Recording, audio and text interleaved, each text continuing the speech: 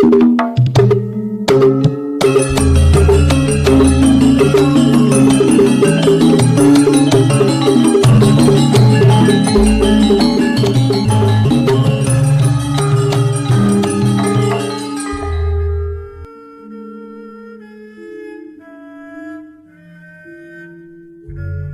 Ibu, para kadang kinasih simbah-simbah lan adik-adik, para rama suster bruder berkah dalem Gusti, sugeng rawuh wonten ing PDSK channel menika. Kados pundi kabar panjenengan? Mugi-mugi bagas kasarasan kesehatan kawilujengan tansah mengko kula panjenengan sami anggenipun nglampahi gesang ing dinten menika. Lan mugi-mugi lumantar panglimbang basa Jawi waosan Injil kula panjenengan sansaya saged nggayuh iman kapitadosan ingkang leres lan mantep. Langkung-langkung anggenipun kula panjenengan sansaya pitados lajeng nggih sumindhe ing ngarsa dalem Gusti, boten namung ing babagan kados pundi kula panjenengan nggayuh kawilujengan luar saking sedaya penyakit lan sesakit, sedaya panggodaning dosa lan blengguning setan.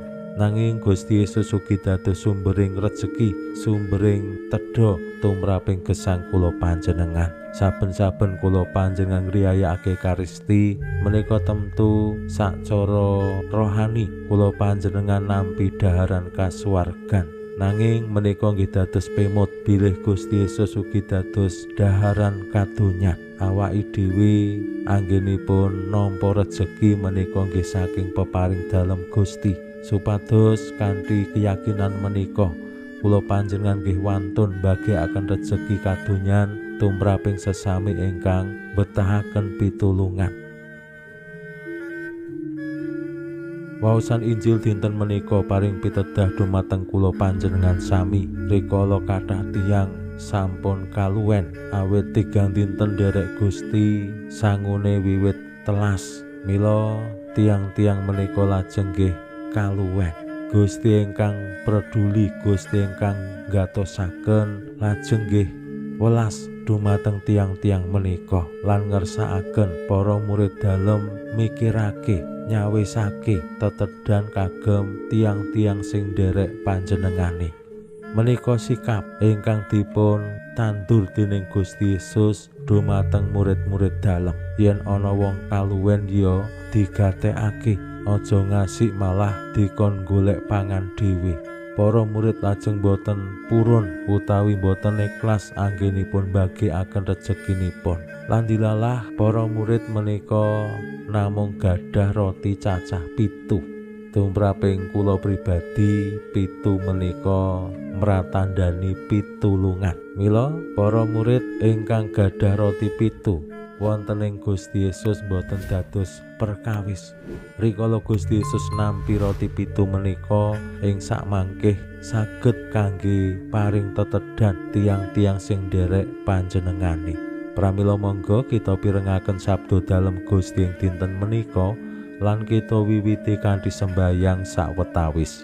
Konjo ing asma dalem Hyang Rama saha Hyang Putra tuwin Hyang Roh Suci. Amin. Suwawi sami munjuk Gusti Yesus sabda dalem Hyang Rama ingkang sampun manjalma mugi karsa ngandika dhateng kawula wonten ing asepen ing telenging manah kawula. KBKO kegiatan lan panglipur ingkang manjing ing sabda dalem kapenuwana kawula mawira ing kawicaksanan dalem. Mugi-mugi srana anggen kawula maos lan mirengaken sabda dalem kawula sansaya nunggil ing sampeyan dalem. Amin. Waosan Injil kapetik saking Injil Markus bab 8 ayat 1 ngantos dumugi 11. Nalika samono wong akeh banget padha nglumpuk nanging wis ora ana sing dipangan.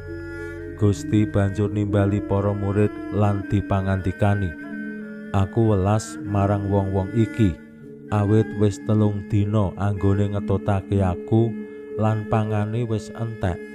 Saumpama dak kono mulih tanpa diwenehi pangan, mesti padha kaliren ambruk ana ing dalan, marga sakweneh ana sing adoh omahe." Para murid padha caos wangsulan. Wonten ing papan sepen kados mekaten, badhe mendhet roti saking pundi kangge nedani tiang-tiang menika. Gusti nuli mundhut priksa, kowe duwe roti pira? Atur wangsulane 7. Gusti banjur dawuh wong-wong padha mapan lungguh ing lemah. Roti 7 mau nuli dipundhut. Sawise sembayang munjuk sembah nuwun, roti dicuil-cuil lan diparingake marang para murid, didhawuhi ngedum marang wong-wong. Lan dawuh mau padha ditindakake. Nanging ing kono isih ana iwak cilik-cilik sawetara. Sawise diberkahi, iwak iku ya didhawuhake ngedum pisan. Wong-wong padha mangan nganti wareg, lan turahan cuil-cuilan diklumpukake dadi 7 keranjang. Dene sing padha mangan watara ana 4.000. Sawuse iku banjur padha didhawuhi mulih. Gusti lan para murid banjur padha nitih prau tekan ing wilayah Dalmanuta. Makaten sabda dalem Gusti. Suwawi sami munjuk, Gusti kawula munjuk sembah nuwun karana sabda dalem. Sabda dalem dadosa obor ingkang madangi margining gesang kawula. Katuntuna kawula sageta sabda dalem menika numusi manah ngantos tansah ngrembaka kangge nggayuh gesang ing swarga. Amin. Bapak Ibu para kadang kinasih simbah-simbah lan adik-adik, waosan Injil nyariosaken Gusti Yesus yasa pangeram-eram paring tedha dumateng tiyang kathah ingkang cacah 50.000 namung kanthi srana roti cacah 7 lan turahane 7 keranjang. Menika temtu saged dados pitedah tumraping kula panjenengan. Anggenipun kula panjenengan wantun mbagekaken rejeki tumraping sesami. Kadangkala ing jaman kula panjenengan sakmenika, salah setunggal sing dadi kekhawatiran menika masa depan lan ekonomi. Kepriye anggone bisa nyukupi kebutuhan. Mbuh kuwi kebutuhan pangan saben dina, mbuh kuwi kebutuhan kanggo anak, mbuh kuwi kebutuhan kesehatan utawi pendidikan. Yen kula panjenengan tingali brayat-brayat muda jaman menika boten wantun gadah anak kathah, awit nggih kekhawatiran ingkang kula aturaken kala wau. Dereng malih anggenipun kula wentah anak kadangkala menika dados beban. Tiyang sepuh suami istri padha sibuk nyambut damel. Mila waosan Injil dinten menika dados pitedah kados pundi iman kapitadosan ingkang sansaya adamel kula panjenengan wani pasrah, wani sumendhe marang Gusti. Menika nggih tundhonipun bakal nampi berkah sing tirah-tirah. Kula yakin para murid rikala disuwuni priksa Gusti Yesus, kowe duwe apa? Para murid jawab, roti 7. Tumraping para murid sing cacah 12, roti 7 menika nek setunggal-setunggal wis ora cukup nggo wong 12. Mila nggih kuwatir, apa meneh kudu mikirake tiang-tiang sing nderek Gusti cacah 50.000. Apa ya cukup roti 7 nggo wong 4.000? Nggo awake dhewe, nggo komunitasi dhewe ora cukup, apa meneh kudu berbagi kalian tiang sanes. Yen para murid boten pitados ing Gusti Yesus, mesti ya roti 7 menika didelikke, disimpen, mesti ya ora bakal terus dicaosake Gusti Yesus. Ning merga kula yakin para murid menika nggih pitados ing Gusti Yesus, bilih Gusti Yesus saged yasa pangeram-eram, ora mung marasake wong sing lara, ngluwari wong sing kabondo ing setan lan dosa, ning ya bisa dadi sumbering berkah rejeki.